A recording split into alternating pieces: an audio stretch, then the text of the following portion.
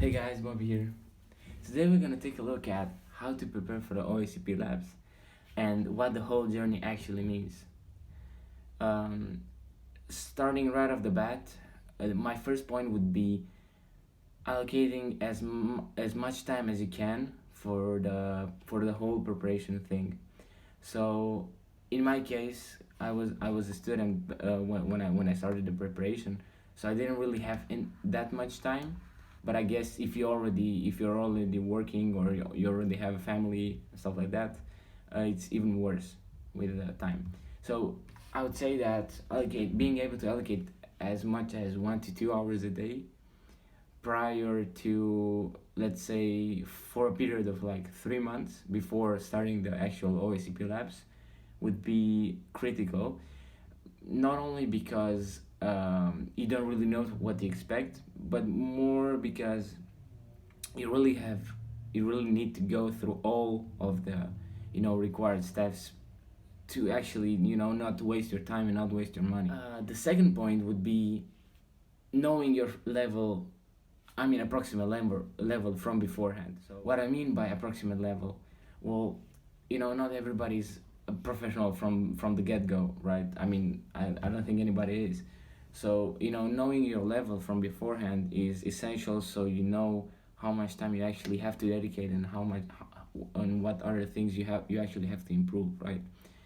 And how I actually settled my level, so to say, before starting the OSCP labs was I simply went to Hack the Box and Vulnhub and tried to do as many boxes as I could, like the easy and the medium levels, without any hints whatsoever, right? Because this is actually very important. There is like a hint trap where you do the retired boxes or like the old boxes, and you solve them, but you solve them with the hints, and that's not really effective. I mean, it is to some degree, but you kind of have to be very. I mean, there's like a very slight, very fragile line between a you actually solving the boxes on yourself, or you actually solving only 10% of the box and the rest of the 90% is hints. So the third point would be solving more than half of the TJNULL's OSCP boxes list. So I'll leave a link in the description with all the boxes that are like kind of recommended for the OSCP, and some of them actually look very a lot like the OSCP labs. So solving half of them without, let's say, without hints, or with very little hints, would actually mean that you're, I would say, good enough yeah, good enough to actually start the OSCP labs and go confident throughout it, and like be very confident that you will be able to pass it, right? So this will be the third point.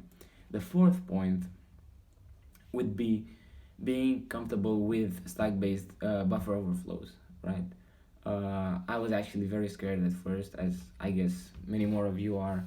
And the thing is that they're not actually that hard. So after we like get to understand some tricks, it's really easy, and like they're very easy to follow. They have a really logic step-by-step, let's say, walkthrough. I was very lucky, to be honest. I have some colleagues in my cybersecurity team. Shout out to HTSP, and they really helped me throughout the whole OSCP journey, and especially on the stack-based overflows, because I haven't had any experience beforehand whatsoever, right? I'll leave a link. I'll also leave a link with the with some tips on how to prepare for it, and like some step-by-step guides. Why is it that important to prepare for the stack-based overflow, you may ask? Well, the thing is that the box is the box in the during the OSCP exam itself is worth 25 points. So you basically need 70 out of 100 to pass, right? So 25 is a lot of points for such an exam, and it's actually really easy to do. You'll see. All right. So the fifth and probably the most important point after all is knowing how to properly and neatly take notes. And what I mean by that, well, personally, I use Notion for note taking, and it's really easy and really convenient because I can simply create new pages for let's say for the OSCP lab boxes, and you can easily create pages, maintain them, manage them, and like tag them differently. For example, in my case, I simply created a table when I was doing the TJNULL list. I created a table where I would tag each box, whether they were Linux, whether they were Windows, whether they were something else. And also, I think most importantly, I would tag the vulnerability and the tools that I've used, right? So taking notes both of the vulnerabilities that a certain vulnerable machine had, and also the tools that we've used for it are, I mean, these are the most important things to take note of, right?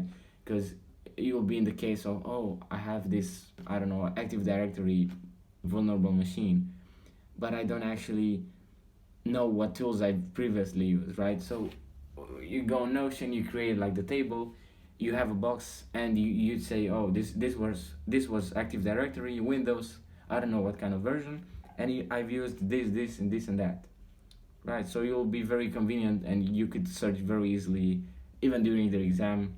But yeah, so that was it, guys. Thank you so much for your attention. And I hope this video really helped you preparing for the OSCP labs. I'll also record one for actually preparing for the OSCP exam itself, because that's a little bit more different.